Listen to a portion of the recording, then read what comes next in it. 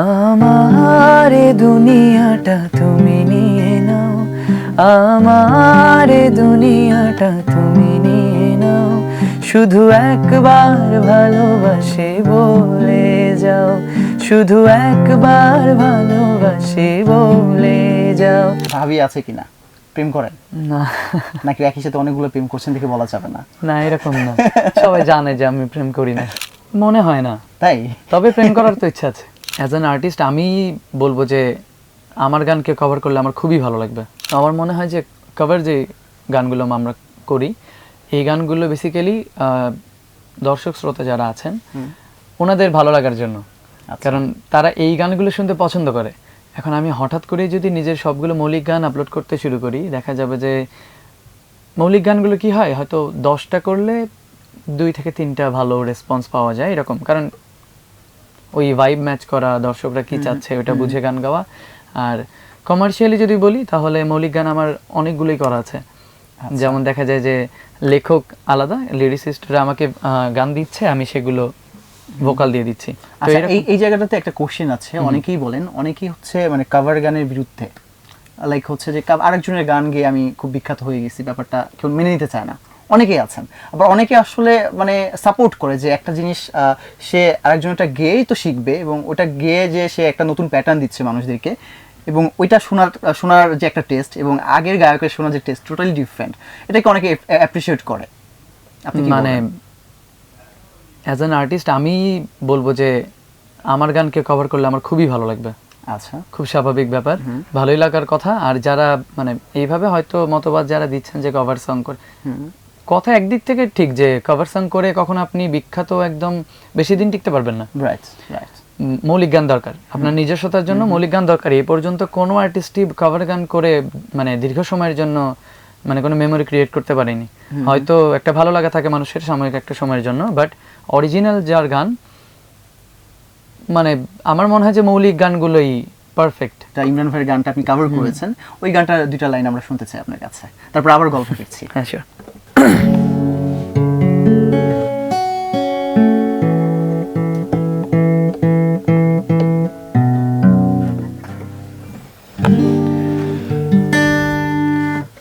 আমার এ দুনিয়াটা তুমি নিয়ে নাও, আমার এ দুনিয়াটা তুমি নিয়ে নাও, শুধু একবার ভালোবাসি বলে যাও, শুধু একবার ভালোবাসি বলে যাও। বলো না হীরামতি কি চাও নিতে, পারো না কি তোমার ওই মনকে দিতে। বলো না হীরামতি কি চাও নিতে, পারো না কি তোমার ওই মনকে দিতে।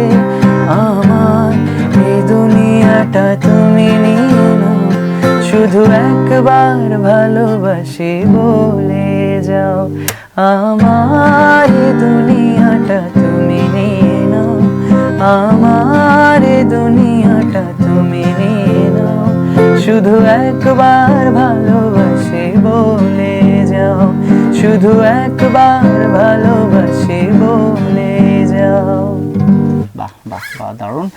সো মানে খুবই সুন্দর লেগেছে। এবং আমি যেটা আপনার কাছে জানতে চাই সেটা হচ্ছে, আমরা যেটা গান করি, তো গানের ক্ষেত্রে যেটা হয় আর কি, অনেক ধরনের প্যাটার্ন থাকে। আপনি আসলে কোন প্যাটার্নটা স্বাচ্ছন্দ্য বোধ করেন? আমার স্যাড সং ভালো লাগে, রোমান্টিক সং ভালো লাগে, আর একদম ফ্র্যাঙ্কলি স্পিকিং আমার ভোকালে আমি যতটুকু নিজেকে চিনেছি, আমার ভয়েস একটা মিষ্টতা আছে। আচ্ছা, সো আমি ট্রাই করি এটাকেই আর কি ভালোভাবে আরো। যেহেতু মিষ্টতার কথা আসলো, তো আমার এই জায়গাতে একটা কোশ্চেন, সেটা হচ্ছে যে প্রত্যেকটা সিঙ্গারের যারা গান গায় তাদের একটা আইডল থাকে, কাউকে না কাউকে ফলো করে। আতিফ আসলাম, রাইট। আচ্ছা, আমার খুব ফেভারিট। আচ্ছা, আর কেউ বাংলাদেশে কেউ কাউকে ফলো করেন আপনি, বা কাউকে ভালো লাগে? ভালো লাগে বাপ্পা মজুমদার স্যারের কাজ ভালো লাগে আমার। এটুকুই, আর কাউকে ভালো লাগে না? লাগে, মানে ওনাকে বেশি ভালো লাগে। আইডল বানা যায়, লেজেন্ড কাকে মনে করেন আপনি বাংলাদেশে? বাংলাদেশের তো অনেকেই আছে ওই পর্যায়ে। আমার মনে হয় গাইতে পছন্দ করেন, ওই প্যাটার্নের কথা জিজ্ঞেস করেছি। ওই প্যাটার্নে তাহসান ভাইয়া। তাহসান ভাইয়া। তো ইদানিং আমরা যেটা দেখি সেটা হচ্ছে যে অনেক অভিনেতা অভিনেত্রীরাও গান করছে, এবং এক একজনের প্যাটার্নও আলাদা।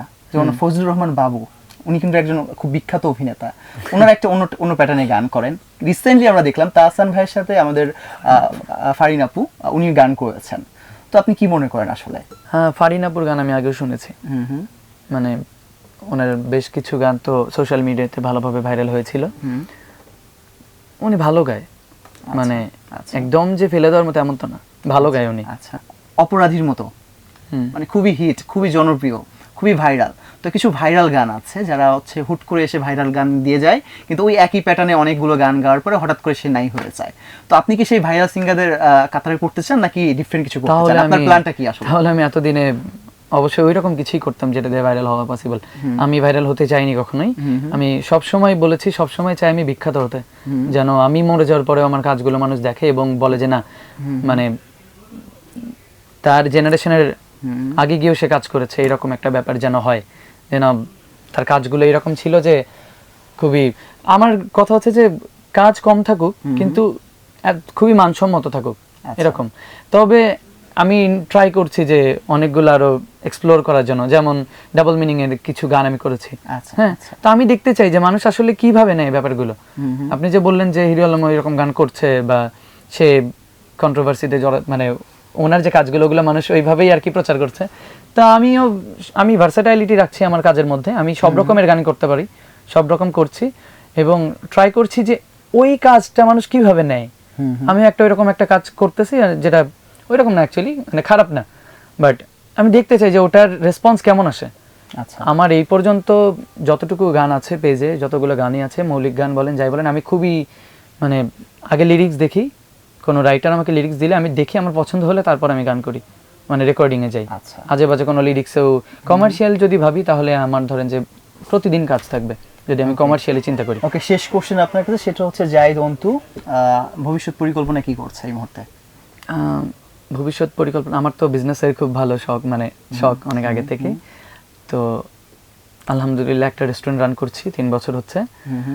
আর গান তো এমন একটা ব্যাপার যে আমি চাইলেও ছাড়তে পারবো না, এরকম একটা ব্যাপার। গানই আমাকে ওখানে নিয়ে যাবে, আমি যে জায়গাগুলোতে যেতে চাই গানই নিয়ে যাবে। তো প্ল্যান বেসিক্যালি একদম সত্যি বলতে আমার বিজনেসের প্ল্যান, আর গানের পাশাপাশি না, মানে গানের পাশাপাশি বিজনেস হোক, বিজনেসের পাশাপাশি গান না, বা আবার মানে আমি নিউট্রাল চাই। আমি যেটা চেয়েছিলাম যে আপনি ভবিষ্যৎ পরিকল্পনার মধ্যে আপনার ফিউচার প্ল্যানটা সবকিছুই বলে দেন, ঠিক আছে? তো আমাদের কি মানে কোনো ভাবি আছে কিনা, প্রেম করেন না নাকি একই সাথে অনেকগুলো প্রেম করছেন দেখে বলা যাবে না? না, এরকম না, সবাই জানে যে আমি প্রেম করি না। তাই? কারণ এখন নাকি হচ্ছে যারা মানে আপনার লিসনার আছে, ভিউয়ার্স আছে, তাদের মন ভাঙতে চাচ্ছেন না, কোনটা? আমি এখন প্রেম করলে বোকামি হবে। তাই? কারণ অনেকেই আমাকে পছন্দ করে, আমি কেন একজনকে পছন্দ করব এখন? এখন আচ্ছা, বাট এটা কিন্তু আমরা মিডিয়া যারা কাজ করি সবাই এই কথাটা বলি, কিন্তু ভিতরে ভিতরে অনেক কিছু পরে গিয়ে ফ্ল্যাশ হয়, রাইট? এরকম কিছু কি হওয়ার চান্স আছে? মনে হয় না। তাই? তবে প্রেম করার তো ইচ্ছা আছে। আমি আমার দর্শকদেরই বলতে চাই প্রতিবার, সব সময়, যে ওদের অসংখ্য ধন্যবাদ আমাকে এই জায়গায় নিয়ে আসার জন্য। আমি যখন রিয়েলিটি শোতেও ছিলাম, আমি দেখতাম প্রতিদিন কমেন্ট সেকশন দেখতাম, সবকিছু দেখতাম, সব জায়গাতে শুধু এইগুলোই আসতো যে অন্তু ভাই যদি ফার্স্ট না হয় তাহলে ভাববো যে এটা এখানে চিটিং হয়, মানে ম্যাক্সিমাম কমেন্টস গুলো এইরকম আসে। তো ওরা আর কি, এন্ড ওরা প্রথম থেকে, আমি যখন প্রথমে যাই, যখন জানে যে আমি এখানে আছি, তখন থেকেই বলতো যে আমি ফার্স্ট হব, এতটা বিশ্বাস রাখে ওরা। আচ্ছা, ইভেন নেক্সটে যদি দেশের বাইরেও কোথাও যাই, ওরা আমাকে সেম ভাবে সাপোর্ট করবে, এটাও আমি জানি যে ভাই ওখানেও ফার্স্ট হবে বা পজিশনে থাকবে, এরকম এতটা বিশ্বাস করে আর কি। তো ওদের কেন ভালোবাসবো না? ওকে ওকে, সো যেতে যেতে একটা গান দিয়ে আমরা যেতে চাচ্ছিলাম আর কি। এবং আপনি কোন গানটা গাবেন, যেটা আপনার সবথেকে বেশি পপুলার, ওইটা নাকি হিন্দি গান গাবেন? হিন্দি গান কিন্তু গাওয়া হইতো না। হিন্দি কি গাইবো? দুইটাই একসাথে শুনবো। হ্যাঁ, বাংলা হিন্দি মিক্স করে একটা গান আছে। ওকে, ঠিক আছে।